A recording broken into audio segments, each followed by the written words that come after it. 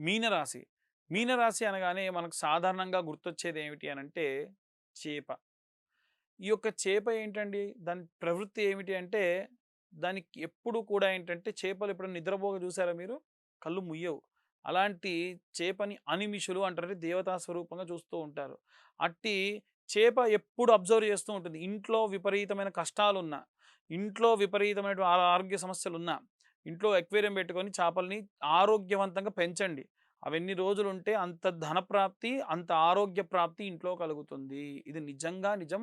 ఉన్న ఎన్నో రెమెడీస్‌లో భాగంగా చెప్తున్నాం. అలాగే ఉన్నటువంటి విషయం. నిజంగా కూడా ఈ రాశి వాళ్ళు అలాగే ఉంటారు. మంచి ఎంకరేజ్ చేస్తారు. టాలెంట్ ఉంటే బాగా ఎంకరేజ్ చేస్తారు. మంచి మంచి పై స్థాయిలకు తీసుకెళ్తారు. అద్భుతమైనటువంటి వాతావరణాన్ని చూస్తారు.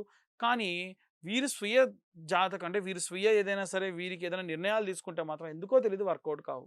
ఎవరికైనా మంచి ప్లాన్ గీస్తారు. వీరు ప్లాన్ వీరు గీసుకుంటే మాత్రం వర్కౌట్ అవ్వవు.